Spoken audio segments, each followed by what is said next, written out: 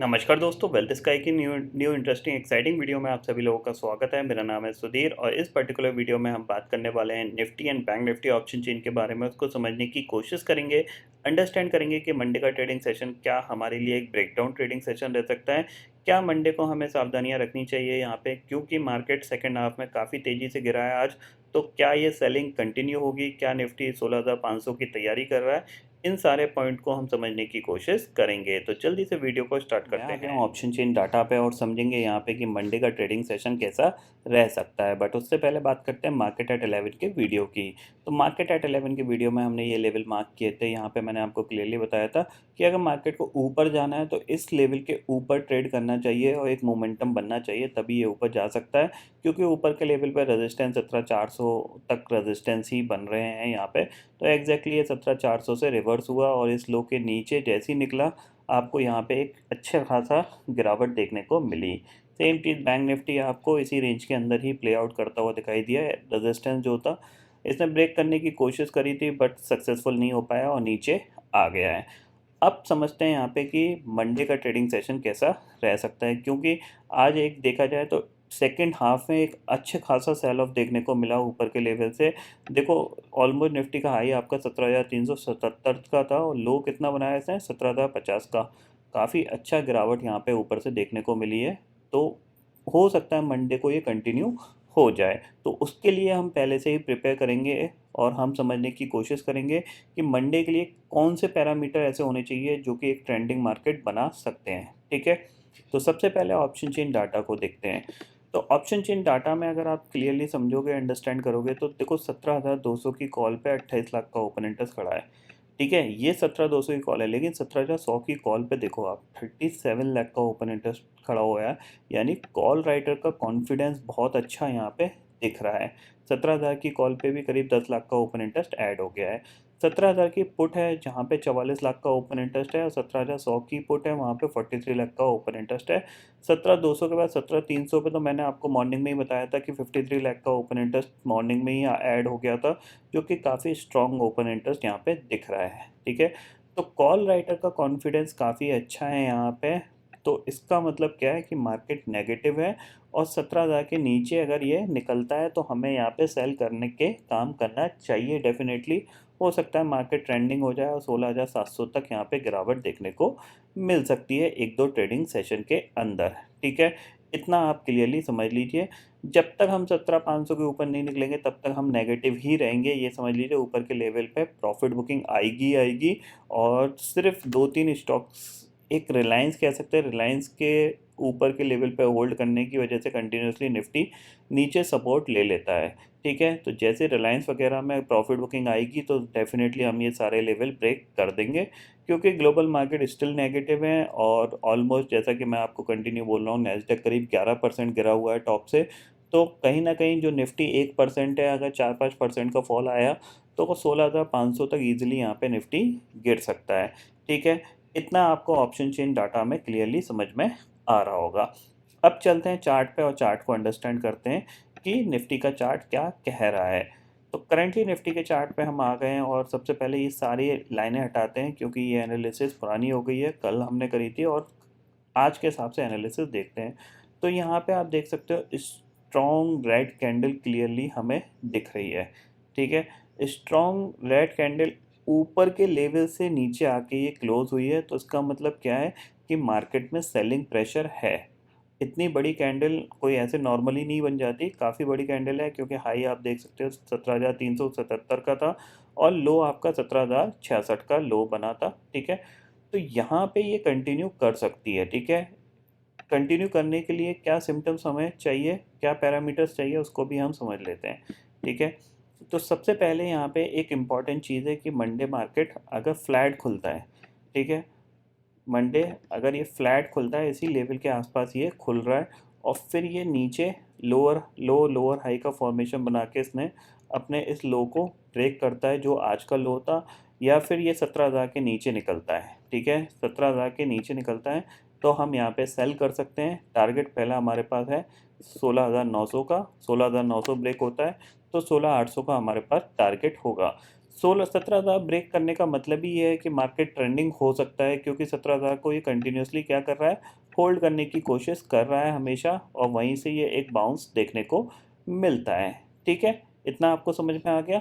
साथ ही साथ यहाँ पे आपको कुछ चीज़ें ये भी ध्यान रखनी है, जैसे कि मैं यहाँ पे अगर बताऊँ, तो अगर आप 17,000 को मार्क करते हो, ठीक है, अब आप ये देखो 17,000 कितनी बार टेस्ट हुआ है।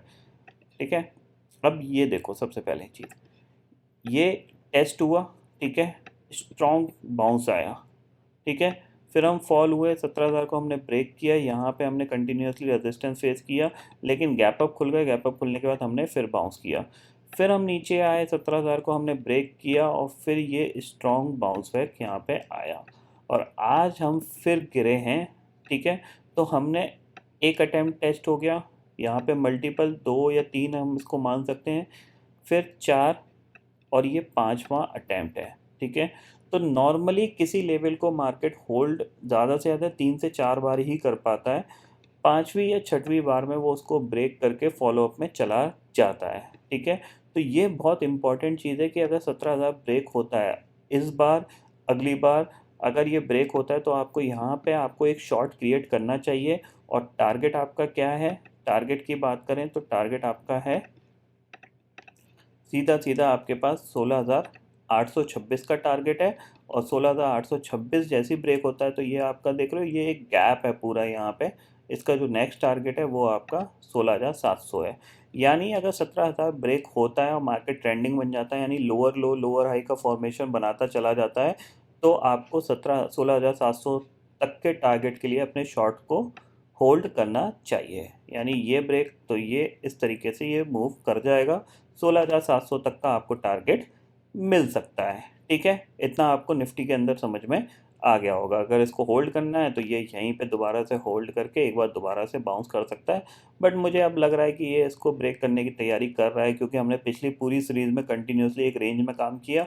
ये सीरीज़ हो सकता है ट्रेंडिंग हो, जिसका पहला इंडिकेशन हमें पहले दिन में ही मिलता हुआ दिखाई दे रहा है, और पूरी सीरीज़ बाकी है, तो जाहिर सी बात है पहले वीक में ये हो सकता है नीचे चला जाए, सेकंड वीक में फिर ऊपर आ जाए, थर्ड वीक में फिर नीचे चला जाए, तो इस तरीके से ये यहाँ पे फॉलोअप कर सकता है, बट 17,000 के नीचे हम शॉर्ट करेंगे, ये हमें क्लियरली समझ में आ रहा है। ठीक है, अब बात कर लेते हैं बैंक निफ्टी की। तो बैंक निफ्टी को देखें यहाँ पे, तो बैंक निफ्टी के लिए आप देख सकते हो कि यहाँ पे बैंक निफ्टी के लिए अगर हम देखें तो 15 मिनट का चार्ट लगाता हूँ मैं यहाँ पे।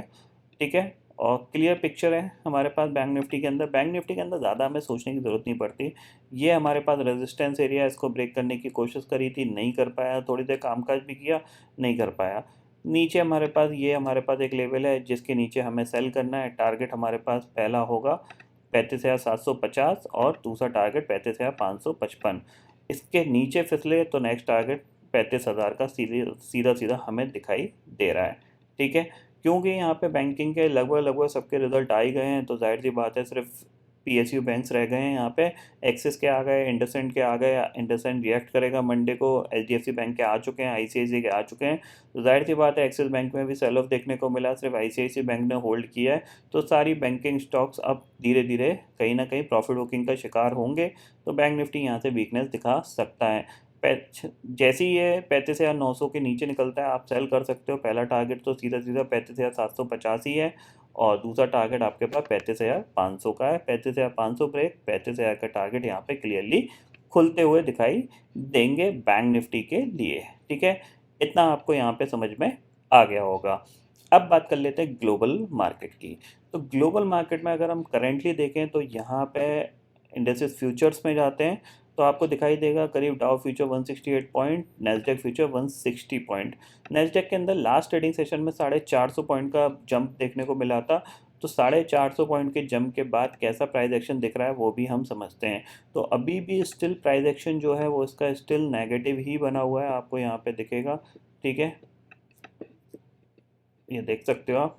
तो जाहिर सी बात है अगर ये आज के ट्रेडिंग सेशन में नेगेटिव कैंडल बनाता है, तो जाहिर सी बात है जो प्राइस एक्शन है वो स्टिल नेगेटिव है, और ये इस ट्रेंड लाइन को होल्ड कर रहा है। जब तक ये 13,500 के ऊपर नहीं निकलता तब तक हमें यहाँ पे सेल में ही अपॉर्चुनिटी ढूंढनी चाहिए अपने मार्केट में।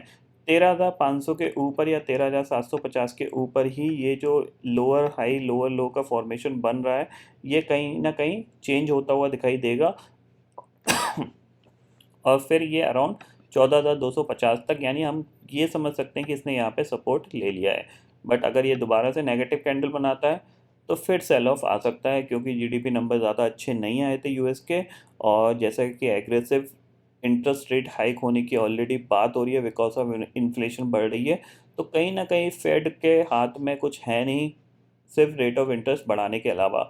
अगर कम बढ़ती है, जो 0.50 का स्टेटमेंट आया था, अगर उसकी जगह 0.25 होती है मीटिंग में, या फिर कोई स्टेटमेंट आता है कि हम 0.25 ही बढ़ाएंगे, हमारे लिए ग्रोथ इंपॉर्टेंट है, तभी यहाँ पे मार्केट स्टेबल होते हुए थोड़ा सा बाउंस बैक करके यहाँ पे दिखा सकते हैं। अदरवाइज मार्केट के लिए थोड़ा सा फिलहाल सिनेरियो जो दिख रहा है वो थोड़ा सा नेगेटिव ही दिख रहा है ग्लोबल मार्केट के लिए, और हमारे पास जगह गिरने की है।